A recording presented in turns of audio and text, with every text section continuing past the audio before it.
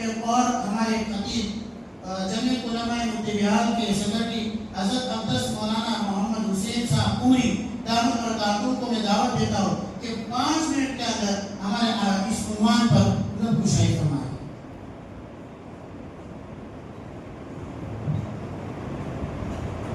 نحمده ونصلي على رسوله الكريم اما بعد اعوذ بالله من الشيطان الرجيم بسم الله الرحمن الرحيم يا بني اسرائيل اذكروا نعمتي التي انعمت عليكم واني فضلتكم على العالمين۔ میں اکیلا ہی چلا تھا جانب منزل، میں اکیلا ہی چلا تھا جانب منزل، لوگ آتے گئے کارواں بنتا گیا۔ محترم حد العزیز قابل قدر قاری صاحب، مفتی عرفان صاحب، ذمہ داران مدرسہ، جمعیت علماء اور دیگر علماء کرام، عزیز طلباء، مجھے آج یہاں بڑی خوشی محسوس ہو رہی ہے کہ جنگ آزادی کے تعلق سے مختلف تقاریر میں مولانا نے بھی بڑی تفصیل سے بات کی۔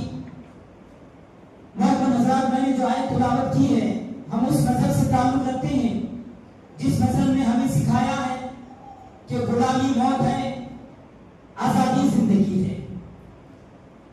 آزادی کو کبھی مسلمان، غلامی کو کبھی مسلمان پسند نہیں کرتا۔ اس ملک کو آزاد کرنے میں علماء کرام کا اہم کردار رہا ہے، نمایاں کردار رہا ہے۔ ان کی قربانیاں، ان کی جان کی قربانیاں کے بعد ہمیں یہاں سکون کی سانس لینے پر ہمیں یہاں فضا میسر ہوئی ہے۔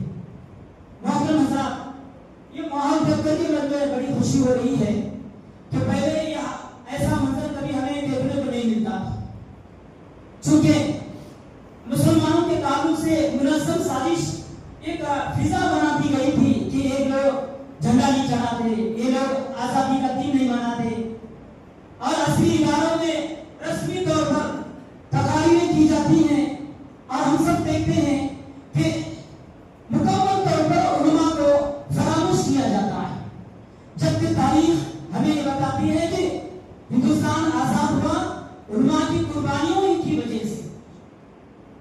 عصری اداروں میں عام طور پر ایک محسوس کیا جاتا ہے کہ جنگ آزادی میں گنے چنے لوگوں کا نام لیا جاتا ہے، مہاتما گاندھی کا، جنہوں نے عدم تشدد کا نعرہ لگایا، بڑی مشکل سے مولانا ابوالکلام آزاد کا نام لیا جاتا ہے۔ اب دھیرے دھیرے مولانا کو بھی تاریخ بھلا رہی ہے، غیر تو غیر بھلا رہے ہیں۔ پہلے وزیر تعلیم بڑی بدقسمتی سے مسلمان قوم بھی آپ کو بھلا رہی ہے۔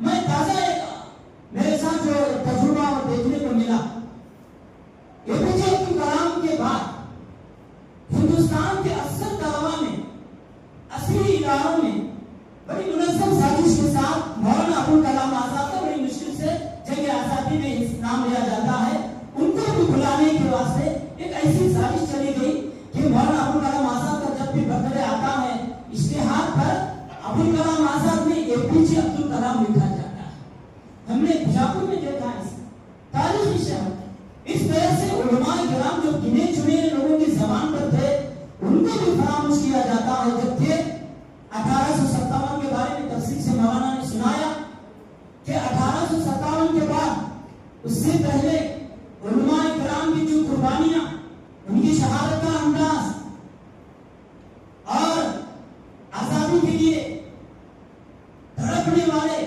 تاریخ نے اس کا ایسا نقشہ بتایا ہے کہ ہر روز 80 علماء سولیوں پر لٹکائے جاتے تھے۔ دہلی کے چاندنی چوک سے لے کر پشاور تک درختوں پر صرف علماء کے لٹکے ہوئے منظر ہمیں نظر آتے تھے۔ 40 علماء ہر روز جلائے کرتے تھے، اور ٹامسن کہتا ہے حق وہ ہے جس کی گواہی دشمن دے۔ ٹامسن کہتا ہے میں نے کئی علماء کو جمع کیا، صرف اتنا کہو 1857 کے انقلاب میں ہم نہیں تھے، اس کا انکار کرو، آپ کو چھوڑ دیا جائے گا۔ ٹامسن کہتا ہے کہ ایک عالم کی زبان سے بھی یہ نہیں نکلا، کبھی انہوں نے اپنی گردن نہیں جھکائی انگریزوں کے سامنے، یہ اس کا کہنا ہے۔ تو لہٰذا محترم حضرات، بڑی خوشی محسوس ہو رہی ہے ایسے تقاریر شہروں میں دیگر زبانوں میں ریاستی زبانوں میں اگر ہوگا تو بہت زیادہ اس کا فائدہ ہوگا. اللہ تعالیٰ سے دعا ہے کہ اللہ تبارک و تعالیٰ وہ تمام ہمارے علماء کرام جنہوں نے جنگ آزادی میں حصہ لی اللہ تعالیٰ ان کو جنت الفردوس میں اعلیٰ مقام نصیب فرمائے. وآخر دعوانا الحمدللہ رب العالمین.